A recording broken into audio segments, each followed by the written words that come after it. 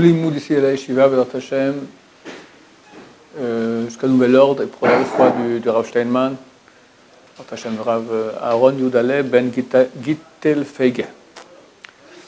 Une histoire que j'ai entendue, je vous dire à combien de temps, c'était en 85, je crois.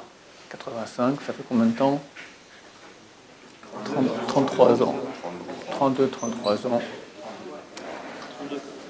De la dame qui elle-même raconte son histoire. C'est une Israélienne qui était partie au Canada avec son mari, elle habitait à Montréal, et il y avait 3 enfants.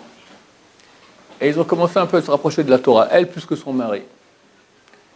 Ils n'étaient pas encore chômeurs Shabbat, mais elle voulait. Et arrivé le mois de décembre, les vacances d'hiver, il faut partir en vacances. Et le mari dit, ok, on part à samedi. Elle dit, non, je t'en prie, faisons Shabbat et tout ça, dommage, partir en route. Bon, il accepte pour elle, il repousse ça à dimanche. Ils prennent la route dimanche, il se met à neiger, tempête de neige canadienne. Ils sont en train de rouler comme ça. Tout à coup, la voiture quitte la voie, tombe dans un ravin. Boum, boum, boum, boum. Elle voit son mari tout à coup, on sort le volant en plein dans la figure, il crache du sang. Puisqu'elle le pauvre, il est mort sur place. La voiture descend 200 mètres dans le ravin. Silence. La tempête. Elle sort, elle veut sortir ses enfants. Et impossible. Le coffre-fort est rentré dans le siège arrière. Et les enfants sont dans le coffre et c'est bloqué. Elle raconte qu'elle s'est mise à crier à Hachem. Hachem, pour toi j'ai fait Shabbat. Elle ne sait pas comment, tout à coup, tic, le coffre s'est ouvert. Elle se retrouve avec les enfants, avec elle. Bon, alors tu es dans le ravin et il neige. Une autre voiture fait le même chemin qu'elle et tombe, mais tombe que 30 mètres de la route. Les secours viennent et commencent à sauver l'autre voiture. Elle fait des signes, elle hurle, machin, la tempête, personne n'entend rien du tout. Elle ne sait pas comment ça se fait, tout à coup le klaxon, tic, il se met à sonner tout seul. Alors ils l'ont vu, ils l'ont récupéré, elle se souvient juste que quelqu'un a dit c'est un homme ou une femme, tellement elle avait la tête gonflée, enfin enflée, et tout le monde dans les pommes. Elles ont le coma, sa mère est venue d'Israël, et de temps en temps elle se réveillait, elle demandait amenez-moi des télim du roi David. Bon, elle a mis des télim du roi David. Convalescence, etc.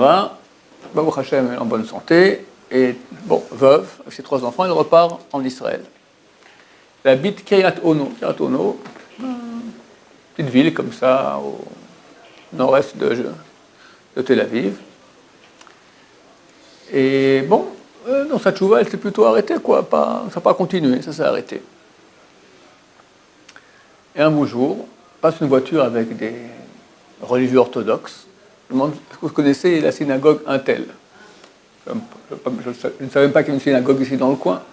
C'est la rue Intel. La rue Intel, je connais. Écoutez, je vais sur ce chemin, prenez-moi avec vous et je vous indique.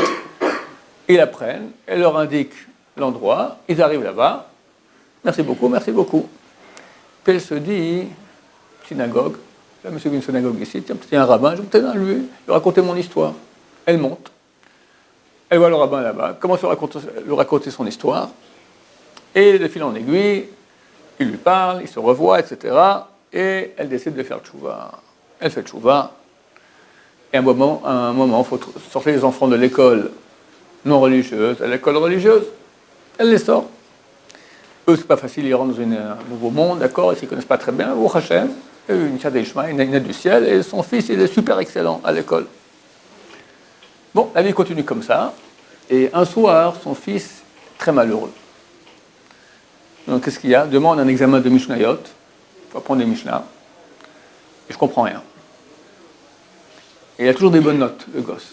Et avoir une mauvaise note, c'est très difficile. Elle comprend encore moins bien des Mishnayot, elle ne sait pas quoi faire. Le pauvre gosse, il va en pleurant, angoissé, dormir.